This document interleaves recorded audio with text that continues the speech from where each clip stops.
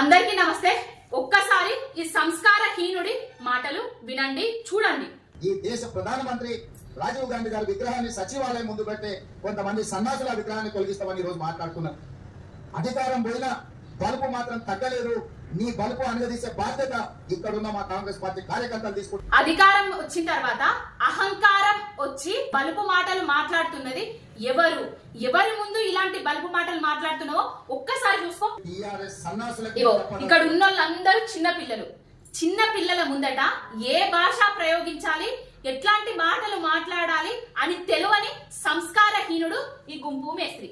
ఆ సన్నాసి దుఃఖం బాధ ఏందని నేను కనుక్కుంటే అక్కడ వాళ్ళ అయ్య విగ్రహం పెడదాం అనుకున్నాడట. వాళ్ళ అయ్య పోయేదెప్పుడు, వీడు పెట్టేదెప్పుడు అక్కడ విగ్రహం. వాడు వీడు నోటికి ఎంత వస్తే అంత బలుపు మాటలు.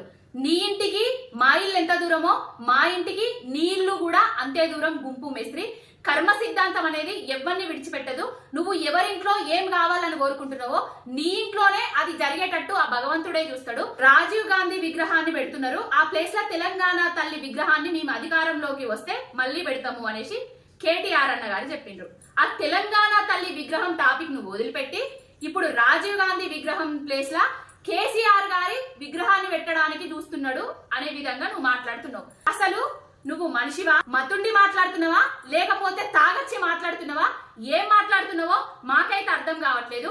మేమేమో మా తెలంగాణకు అస్తిత్వానికి ప్రతీక అయిన తెలంగాణ తల్లి విగ్రహం పెడతామని మేము అనుకుంటే నువ్వేమో దాంట్లో లేని కేసీఆర్ గారి టాపిక్ తీసుకొచ్చి ఆయన విగ్రహాన్ని పెడతారు అనేసి మాట్లాడుతున్నావు. తెలంగాణ ప్రజలను మళ్ళొక్కసారి తప్పుదోవ పట్టిస్తున్నావు. అవి ఢిల్లీకి పోయినాక మొన్న మొట్టికాయలు పడ్డాయట. అసలు ఈయన సీటుకు ఎసరొచ్చే పనుల పడ్డారు కాంగ్రెస్ సీనియర్ నాయకులు అందరూ. ఇప్పుడు అధిష్టానాన్ని ఎట్లా ప్రసన్నం చేసుకోవాలంటే రాజీవ్ గాంధీ విగ్రహం పెడితే నా సీటుకి ఏం ఎసరు రాలనేసి ఈ కొత్త డ్రామాకు తెరలేపిండు ఈ గుంపు మేస్త్రి. తెలంగాణ సమాజానికి, తెలంగాణకు ఈ గుంపు మేస్త్రి చాలా హానికరం. తెలంగాణ ప్రజలారా తస్మాత్ జాగ్రత్త.